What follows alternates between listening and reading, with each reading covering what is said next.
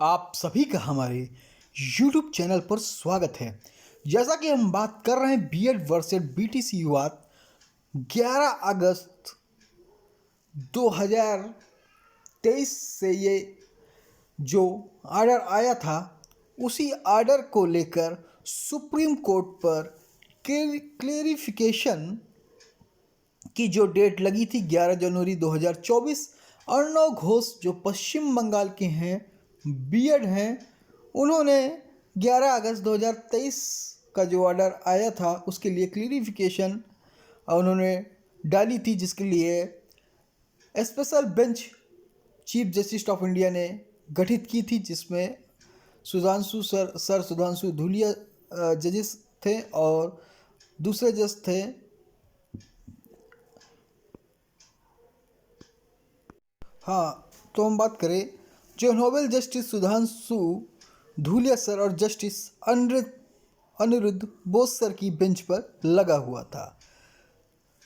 चूँकि इस पे अगर हम देखें तो बीएड के वकील जो थे डॉक्टर अभिषेक मनु सिंघवी सर और बीटीसी की तरफ से मीनाक्षी अरोड़ा जी थी और दोनों तरफ से जमकर आर्गूमेंट हुए। चूँकि अगर हम बात करें तो ये याचिका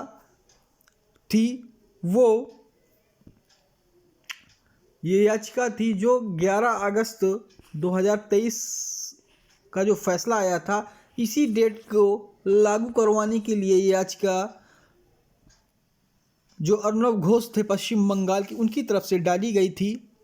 चूँकि जो वहाँ पर 2020 से जो भर्तियां या नोटिफिकेशन थे जो निकले हुए थे, उस पर नौकरी पाने के लिए प्राथमिक पे, ठीक है, जो चल रही है, तो तमाम ये सारी बातें थी, ठीक है। तो चूँकि अगर आप देखें जो ये याचिका जो 11 अगस्त 2023 से लागू करवाने के लिए ये जो रिट डाली गई थी, तो ये रिट जजों की बेंच के द्वारा ये एप्लीकेशन, ये जो हम रिट देखें तो डिसमिस कर दी गई है। यहाँ पर आप देख सकते हैं लिखा भी हुआ है, upon hearing the counsel the court made the following order, we are not including the entertain this application. तो यहाँ पे आप ले सकते हैं कि we are not inclined to entertain. तो जो इंटरटेनमेंट के लिए जो याचिका है, तो यहाँ पर इस शब्द का उन्होंने प्रयोग किया है। The miscellaneous application is dismiss, तो जो एप्लीकेशन इसको रद्द कर दिया गया है। दिस एप्लीकेशन आप देख सकते हैं, आईए नंबर जो डाली गई, आईए जो पढ़ी उसको भी द एप्लीकेशन ये थी है ये डिसमिस कर दी गई है। चूँकि आपने देखा इससे पहले अर्णव घोष के द्वारा ही आप देखेंगे कि इससे पहले ये क्लियरिफिकेशन के लिए इन्होंने याचिका डाली थी, जो कि रजिस्ट्रार के द्वारा क्लियरिफिकेशन कर दिया गया था, फिर भी ये न माने और सुप्रीम कोर्ट चले गए और वहाँ से भी चीफ जस्टिस ऑफ इंडिया से जो पीठ गठित होने के बाद दोनों जजेस जो इस फैसले को दिए थे, दोनों जजेस ने फैसलों को जो आर्गूमेंट थे दोनों तरफ से वो सुना। लेकिन अगर अब जब देखें, अगर हम बात करें इस पर, तो दोनों जजेस के द्वारा ये एप्लीकेशन याचिका डिसमिस कर दी गई। तो चूँकि पहला पॉइंट इसमें ये निकल के आता है, तो देख सकते हैं आप इस पर जो पहला पॉइंट निकल के आता है कि ये जो याचिका पड़ी थी, ये आर्डर को 11 अगस्त 2023 से लागू कराने की याचिका थी। चूँकि ये डिसमिस रद्द कर दी गई, तो समझ लीजिए आर्डर अब 11 अगस्त 2023 से तो लागू नहीं होगा। और चूँकि इस पर कई आर्गूमेंट हुए थे, जिस पर आप देख सकते हैं कि याचिका डिसमिस कर दी गई और क्या चयनित बीएड बाहर होंगे और सुप्रीम कोर्ट से किस डेट से ये आर्डर किस डेट से आर्डर लागू होगा।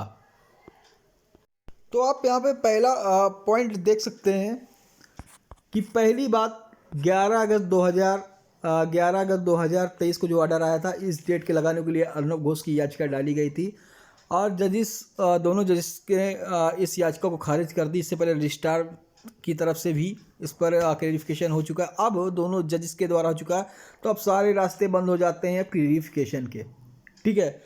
चूँकि अब ये 11 अगस्त 2023 से तो लागू होगा नहीं। और पहली बात, चूँकि एनसीटी का 2018 का गजट नोटिफिकेशन रद्द हुआ है, तो जिस दिन से गजट नोटिफिकेशन चालू हुआ है, जारी हुआ था, स्वतः उसी दिन से अब इस याचिका को देखते अगर देखा जाए, ये रद्द कर दी गई है। क्लेरिफिकेशन इसमें उनको छूट नहीं दी गई कि हम 11 अगस्त 2023 से लागू करेंगे या किसी डेट से लागू करेंगे, उन्होंने ऐसा छूट नहीं दी है। तो इसका मतलब उनका जो दावा था उसको कोर्ट ने खारिज कर दिया है कि हम 11 अगस्त 2023 या आपको हम रिलीफ नहीं देंगे। तो ये चीज़ आप जान गए कि ये जब से ये नोटिफिकेशन 28/6/2018 का ये जो एनसीटी 2018 का नोटिफिकेशन है, जिस डेट से जारी हुआ है उसी डेट से स्वतः समाप्त हो गया है। हाँ, अगर बहुत से साथी थे पूछ रहे थे कि क्या बीएड जो चयनित है वो बाहर होंगे। पहली बात, बीएड चयनित बीएड हैं, क्या वो बाहर होंगे? तो देखिए, जो भी बीएड 2018 के नोटिफिकेशन के आधार पर नौकरी पाए हैं, वो चाहे किसी की भी हो। आपने देखा कि बिहार राज्य से बीएड बाहर हो चुके हैं 6th फेज के, राजस्थान हो, बिहार हो, या फिर अब पश्चिम बंगाल के खुद ही क्लियरिफिकेशन के गए थे, वहाँ से भी बाहर होंगे। छत्तीसगढ़, एमपी से, सभी जगह से बाहर। उत्तराखंड का आर्डर आपने देख ही लिया है।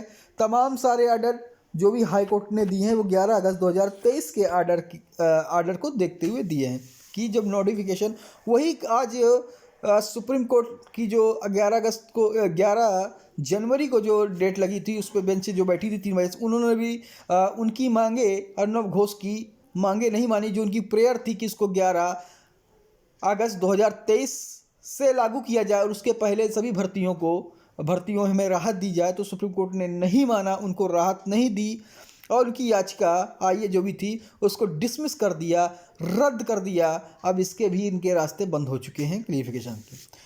चूँकि अगर हम बात करें कि इसमें जो बीएड की तरफ से वकील थे सिंधवी सर, उन्होंने जिक्र किया था 2010 के बाद, 2010 से जो बीएड वाले हैं, तो चूँकि ये एनसीटी का जो गजट रद्द हुआ है वो 2018 का है, तो मेरे ख्याल से 2010 वाले जो बीएड हैं जिनको इसमें खींच लिया गया, तो भाई उनको भी दिक्कत होने लगी क्या?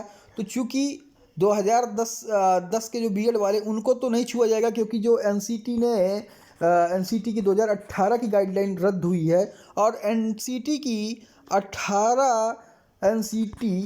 की जो 18 की गाइडलाइन के अनुसार जिन्होंने भी जो भी किसी भर्ती के चयनित हो, चाहे 69,000 हो, चाहे जो भी भर्तियाँ हो, एनसीटी 2018 की जो गाइडलाइंस जिन्होंने लाभ लिया है या इसके आधार पर चयनित हुए हैं, उन सब के नौकरियों पे खतरे के बादल मंडरा नहीं आ चुके हैं। खतरा उनकी नौकरियों पर आ चुका है। और चूँकि अब ये आर्डर आ गया है, अब ये आर्डर जो भी स्टेट में चल रहे होंगे, सुनवाई चल रही होंगी, जैसे आप देख सकते हैं आकाश पटेल की सुनवाई चल रही है, या कोई मध्य प्रदेश सुनवाई चल रही है, छत्तीसगढ़ में। अब यही क्लेरिफिकेशन के आर्डर से बिहार में तो बाहर ही कर दिया गया था 11 अगस्त के आर्डर से 22,000 बीएड धारियों को जो 2 साल से नौकरी बने हुए थे। चूँकि वहाँ के हाई कोर्ट ने, अब चूँकि यहाँ पर आकाश पटेल का भी चल रहा है, आकाश पटेल का भी यहाँ पे चल रहा है याचिका 2019 की, जो भी इसकी जो भी याचिका हो उनकी, आकाश पटेल की 19 की जब से याचिका डाली गई थी, तो उस पर भी ये आर्डर बहुत काम करेगा। लेकिन जो भी 2010 के जो सिलेक्टेड टीचर हैं 2010 के बीएड के, मेरे ख्याल से उनकी नौकरी पर कोई खतरा नहीं है। उनकी नौकरी पर मेरे हिसाब से कोई खतरा नहीं है, क्योंकि 2010 का मतलब यहाँ निकलता भी नहीं है। 2010 का यहाँ पर निकलता मतलब एनसीटी जो पूरे देश के लिए 2018 की गाइडलाइन आई थी, और इससे जो भी चयनित हुए हों, चाहे 69,000 में केवीएस में हो, उनके लिए खतरा है। जो 2018 की गाइडलाइन गाइडलाइन के अनुसार, भारत के जो 2018 का जो गजट पत्र के अनुसार जो भी चयनित है, मैं फिर से कह रहा हूँ, जो भी चयनित है 2018 के गजट पर एनसीटी के, उनको दिक्कत है। ठीक है, उनको दिक्कत है। जो भी एनसीटी के गजट पत्र के द्वारा जो भी चयनित है उनको दिक्कत है। लेकिन और जो 2010 से पहले टीचर हैं तो वो इस एनसीटी के जो गजट पत्र है इसके अनुसार तो उन्होंने अपनी नौकरी हासिल नहीं की है, ठीक है। उनके लिए अलग गजट पत्र आया था, चूँकि वो कैंसिल रद्द नहीं हुआ। जो कैंसिल रद्द हुआ है वो एनसीटी का 2018 गजट पत्र है। और दूसरी बात हमने आपको बता दी, ये कब से लागू होगा, तो आप समझ गए कि 11 अगस्त 2023 के लिए अर्नब घोष जी पश्चिम बंगाल के क्लियरिफिकेशन कराने को जाते हैं, जिसको सुप्रीम कोर्ट डिसमिस कर देती है। उनकी प्रेयर नहीं एक्सेप्ट करती है कि उनकी प्रेयर यही थी कि हमको छूट दी जाए, चूँकि छूट मिली नहीं और सुप्रीम कोर्ट ने उनकी याचिका को एक्सेप्ट किया और उसको डिसमिस कर दिया गया। तो 11 अगस्त 2023 से तो ये फैसला अब लागू होना रहा नहीं।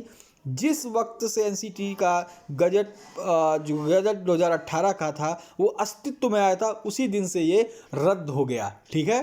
तो जो भी भर्तियां जो चल रही हैं उन पे खतरे के बादल पहले मंडरा रहे थे, अब वो घनघोर वर्षा भी करेंगे। तो अब जो भी काम है अब राज्यों की हाई कोर्टों का है। ये आदेश लगाकर आप देख सकते हैं कि काफ़ी जगह आपको उथल पुथल देखने को मिलेगा। जो भी चैनल पे भाई बहन नए हैं, चैनल को लाइक सब्सक्राइब शेयर करते। जय हिंद, जय भारत, धन्यवाद। फिर मिलेंगे नई खबरों।